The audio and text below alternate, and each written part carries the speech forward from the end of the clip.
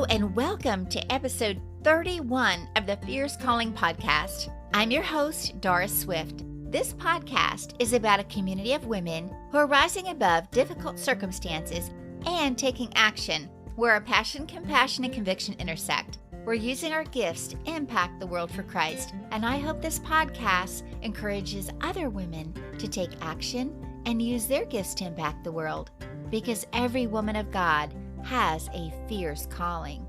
In today's episode, Loving the Girl God Created You to Be, I'm talking with my friend Stephanie Pletka. Stephanie is a speaker, entrepreneur, and the author of Living Your Best Life, Letting Go of Self-Doubt, Fear, and Others' Expectations to Live the Life You've Always Dreamed. She encourages us to live life to the fullest and not to the busy, and to be who we are. Plus, she's so fun, and I know what she has to say will speak to your heart today. So listen in while I have a chat with Stephanie Pletka. Hello, and welcome to another episode of the Fierce Calling podcast. Today, I have my friend with me, Stephanie Pletka, and she is an entrepreneur, a speaker, and the author of Living Your Best Life, Letting Go of Self-Doubt and Fear and Others' Expectations to Live the Life You Always Dreamed of. That sounds amazing. Stephanie, welcome to the show. Hi, thanks, Doris. Thanks for having me. I would love if you would share a little bit about your story and how you're taking action where your passion, compassion, and conviction intersect. Oh man, this is so exciting. Well, I wrote this book called Living Your Best Life, and it's about letting go of self-doubt, fear, and others' expectations to live the life you've always dreamed. So to me, living your best life is not about like life being wrapped in a pretty little red bow like it's perfect, because really we're more of a mess and a masterpiece, right? We're looking for the ooey gooey goodness along the journey. And so it's really important just to remember that life is not perfect. It's just maintenance. Yeah, I love that. That's awesome. That is so encouraging. What led you to write that book? I had just started a business. My husband and I are entrepreneurs. I had a video production company, and I had 4 kids under 7 years old. And it was just as crazy as you would imagine. And one day I sat on the bed and I thought, life has to be better than this. I was living in a lot of chaos and everything was hurry, hurry, hurry. I felt overwhelmed and exhausted. And I'm sure other listeners can totally identify with this. I just felt like I was sitting on the end of my bed, and I asked my husband, we had a good life and he's a great partner. It just felt like there had to be more. Like I was living life to the busy instead of to the full. And so he said, why don't you just begin to blog? Why don't you write? Because I've written my entire life, just in journaling or for the school paper or for the town paper or a magazine. And he said, why don't you just write and let's see what becomes of it? And oh my goodness, it was so exciting. I began to just write about different ages and stages of kids and chores and people. I felt like Dear Abby. My friends were writing like, well, how did you do this? How did that work? I would write like, hey, someone ate one of my recipes, my chicken recipes that worked. I would pass it along because people are like, man, I hate making dinner. And the kids are like, blah, Writing turned into a book, and it was trying to save women, trying to inspire them. Like I wake up every morning thinking, how can I inspire a mom? How can I inspire women to go live their best life, to not live in like, oh, I'm headed out today and I'm putting my tennis shoes on and here's my mom guilt too. And now we're heading off. I want them to live life to the full instead of to the busy. I want them to live life full of grace just because, we're human. Right now in quarantine, our kids are at home and we're used to them heading off to school, right? And they have a teacher and a principal and a cafeteria worker and a bus driver. And then we are all of those things. And I think I didn't even know Pluto was no longer a planet. And hello, now I am teaching kids what is happening here. That's amazing. Yeah, that's true. I didn't really think about the fact that you're taking the roles of all these other separate people that were in the lives of your kids, and now you're doing all of them, Exactly. So during the quarantine, it's been hard, but we have to give ourselves grace. It's important because we're just one person and we're really just a girl, and we have all these roles to play, and we're always giving and loving, and it's difficult because we're just one person, but we think we have to be perfect. If the kids are eating Rice Krispie treats for dinner instead of getting all the vegetables they need, and we're running from soccer practice and all the things, getting into carpool late with the kids, be like, oh my gosh, I'm an amazing mom. I'm the only mom they have. Okay. But I'm amazing. And just to remember to give yourself like virtual gold stars, to pull them out and be like, hey, the kids got to school today. The kids ate today. They know that they are loved. They slept in a bed last night. Boom. We are winning. Yeah, that's a great perspective, really, because that's so true about the mom guilt, or the Rice Krispie treat for dinner. The kids certainly love that, so you're a winner with that. But absolutely, but it's true. There's a lot of guilt that moms and even women in general will feel. And so, if you could talk a little bit more about that, and also where you were sharing some things with me about spending your life being a people pleaser, and then how did you learn how to move out of that or move forward with that? Well, that is a great question. I believe for me, I felt like there was always something, a sort of like a quiet renegade inside. Like I knew that I had a purpose. I had this passion. I would wake up every day and I'd think, I never listened to who I was. I allowed other people's expectations of me to write my story instead of me writing it. Like I have this little golden doodle. She is so cute. And I think her little personality is such that she's not a guard dog. But if I wanted her to be a guard dog, she would disappoint me on all levels. But she just loves to prance around, and anything that flies, she loves to chase it. If it's a butterfly or a moth, she loves to chase. And if I was like, I need you to be a guard dog, then she would just be like, oh, I've disappointed you. But if we allow her to be who she is, she just marinates in the delight of life. And that's the way it should be for us, right? Whatever your personality is, just live in who you are and be who you are. Because God said in his word in Ephesians 2:10 that you are a masterpiece created to do great things. Love that. That is so good. Thank you also for sharing that wonderful analogy about your dog. That's so true, that it wouldn't be really fair to her if you would want her to play a role that wasn't something that she was created to do. And we just do that to ourselves, don't we? I think we do. Oftentimes we don't. The way we can create that for ourselves to live who we are meant to be, God created us. He said, it's like who you are is who you are meant to be. And that is so freeing to me. I went to a yoga class once, and totally not on purpose, but I got there and the lady's like, whoever you are is who you're meant to be. And I thought, dear Lord, maybe that's why I came here today, just to hear her say that. It was so freeing, because people place these expectations on your life. It's like, this is what I need you to be. And when you're not that, they dispose of you, or they treat you like you're wrong or you're broken. And we really have to become an advocate for ourselves. I know that I've gone into a room before, or even when I've spoken at conferences, and if no one says hello, you immediately think, oh, I don't belong here. What am I doing here? Have you ever felt that way? Yes. And it's like our little antennas pop up, that are antennas that say, like your past tells you that finances equal lacking, or marriage equals failure. Like we have our past that tells us these things. Oh, you were just a kid from the foster care system, or you didn't earn your high school diploma. Like, who are you to be giving advice, or, going for your dream? And so people try to keep you down. And when you change, it creates like an uncomfortable space for others. And so they don't want you to change. They want to pull you back as well. But we have to be an advocate for ourselves. We have to create breathing room to hear our voice, to hear God's voice, for me, that might look like walking around the lake or going to a park. It might be establishing boundaries. You know, people say that are you establishing boundaries to keep me out?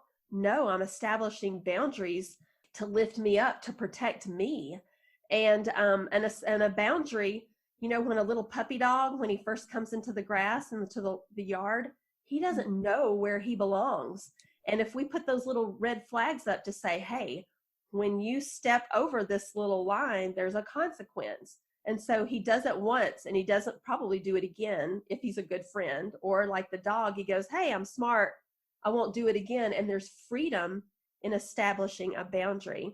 So I put a couple of those things in place to protect me so I can write my own story and be who I was always meant to be, myself.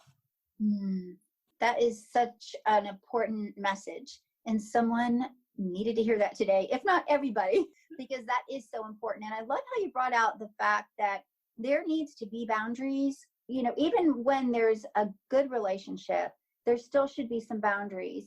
You can get drained very easily, and we really need to stay where we're being filled instead of emptying. So I love that you brought that up.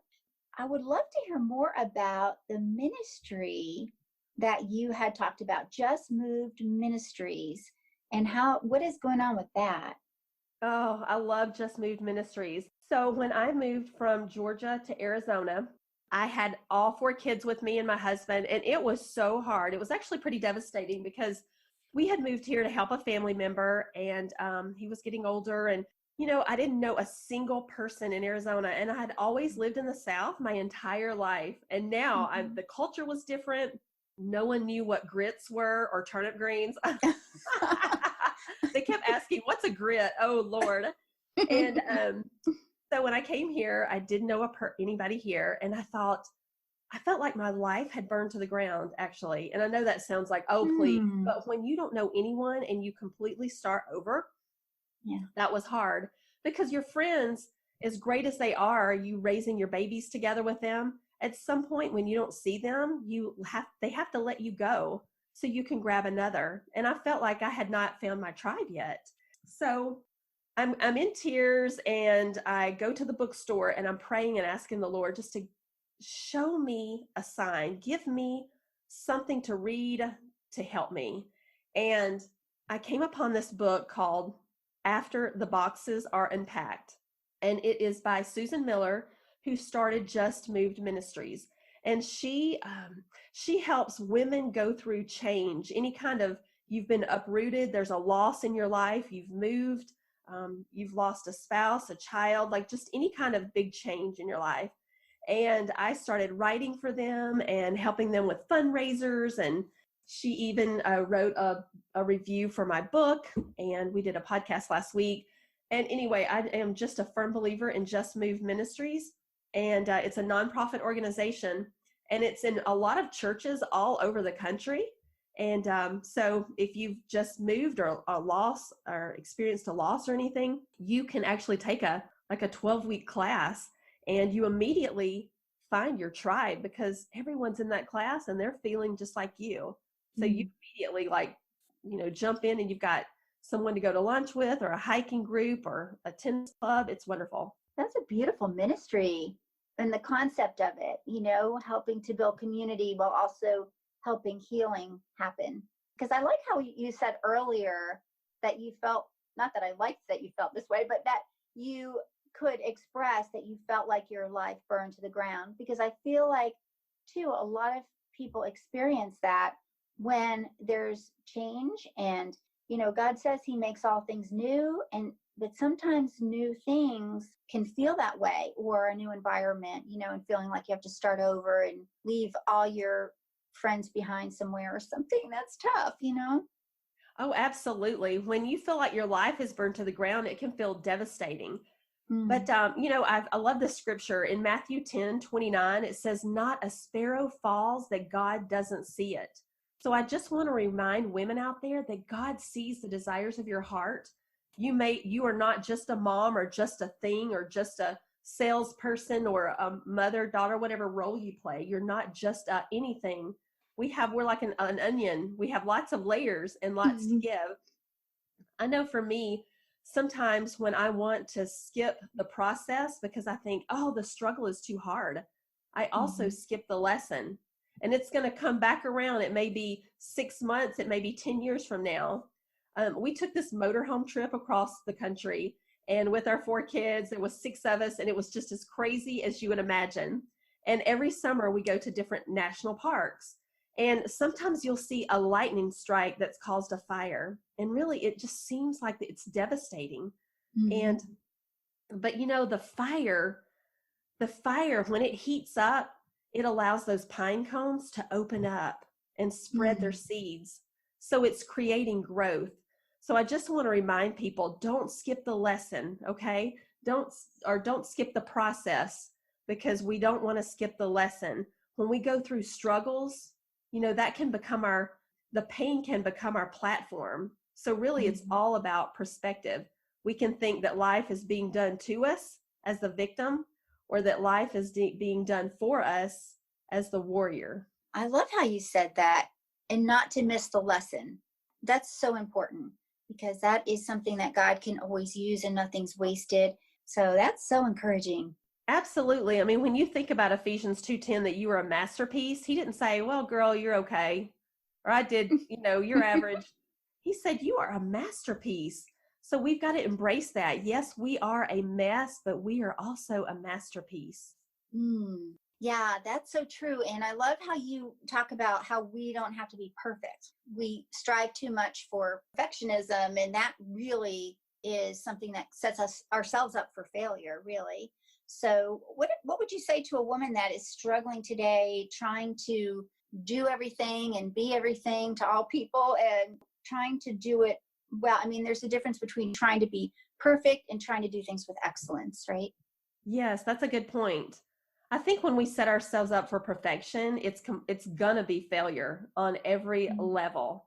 The expectations are too high, and we can't be all things to all people. We're just one person. We're just one human, and we have to give ourselves grace. And our kids do the same. It's so funny. I'll go in there on a Saturday and I'll flip pancakes, and they look horrible. I've got a blueberry pancake that's all smeared, and you really have to have faith to eat it. But the kids are like, Mom, this is the best. This is so awesome.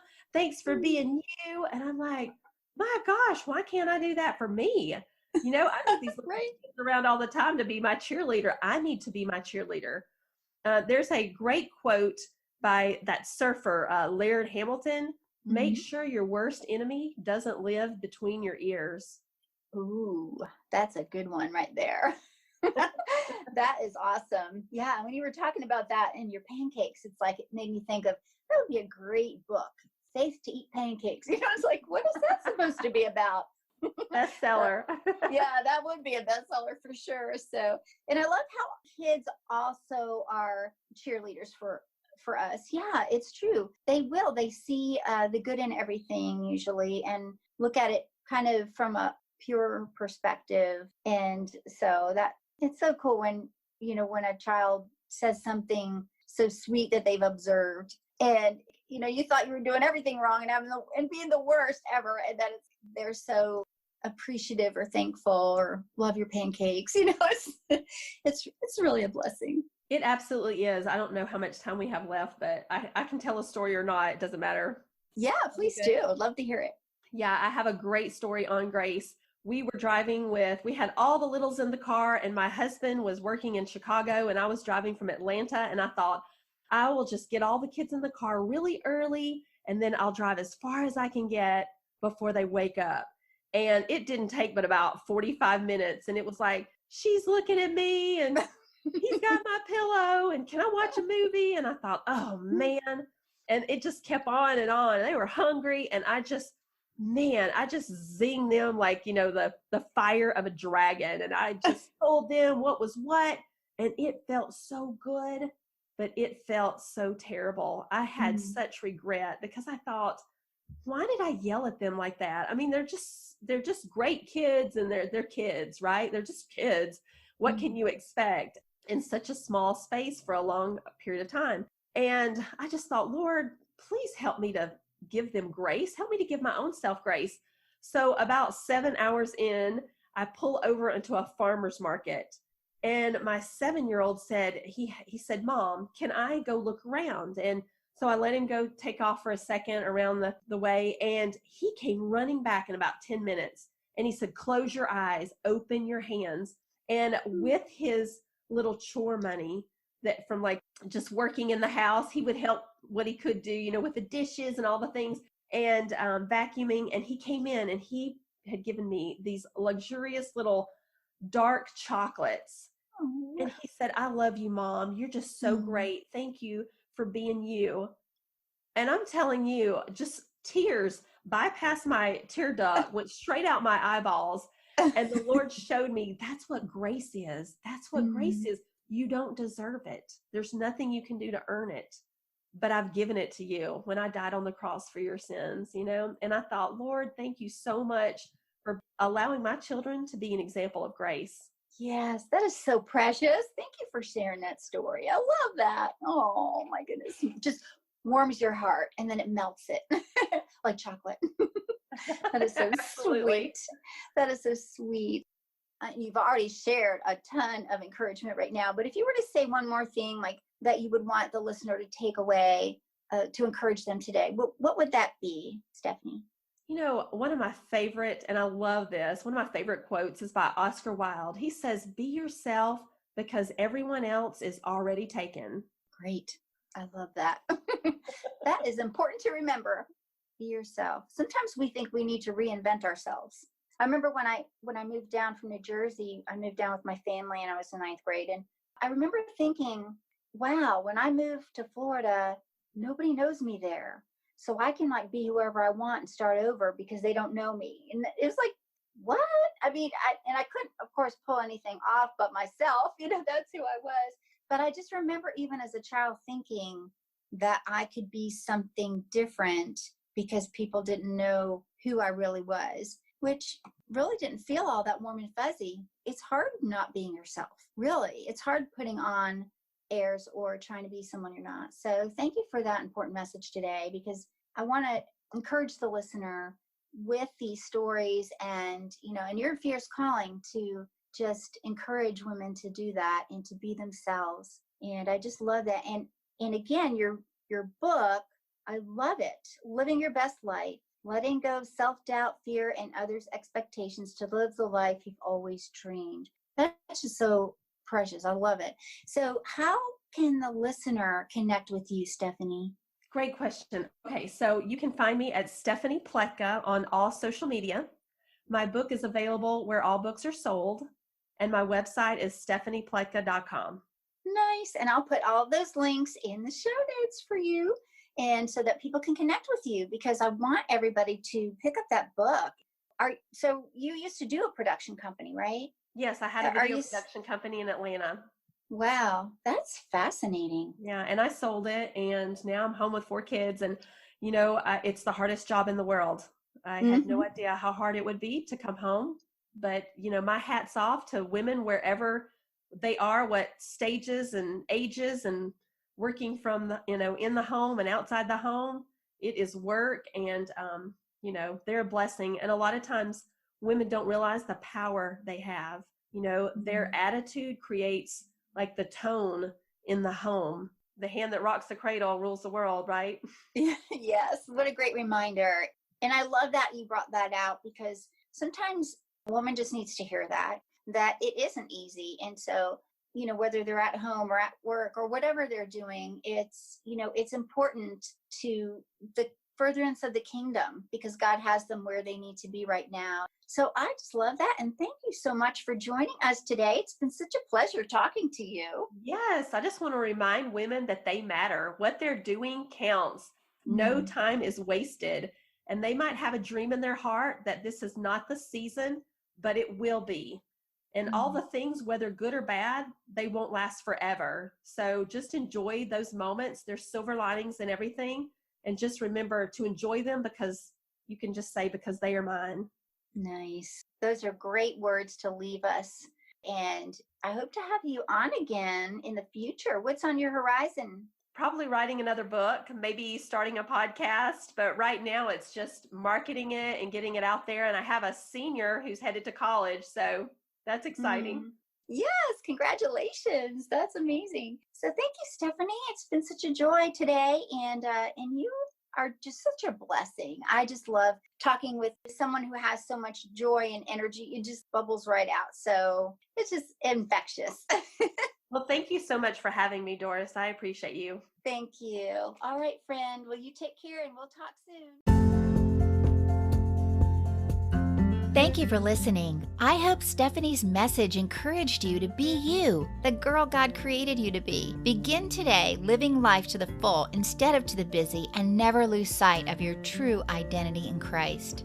Don't you just love that thought, to live your life to the full instead of the busy? We can get so busy sometimes, just allowing things to fill our plate. We can control that. We can say no to things, even good things, because we need to be in line with what God wants us to be doing. It's not His will that we run ourselves ragged or be exhausted all the time. So take heart, draw near to God, talk with Him, and allow Him to speak to your heart. Allow Him to speak to you about what it is you're supposed to be doing or not doing. He will never let you down.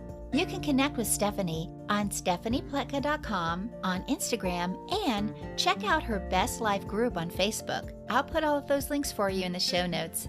I'd also love to connect with you, so subscribe to this podcast, then hop on over to fiercecallingpodcast.com or doriswift.com and join my personal email list. You'll receive encouragement and resources that my subscribers are first to receive. And I would also appreciate it so much if this podcast blesses you, if you would consider sharing it with your friends on social media, and if you might think about leaving a rating and a comment, because that will help other people find the podcast. And I would love to hear from you. So if there's a prayer request that I can be praying for you about, or if there's something on your heart you'd love to share, reach out to me and connect.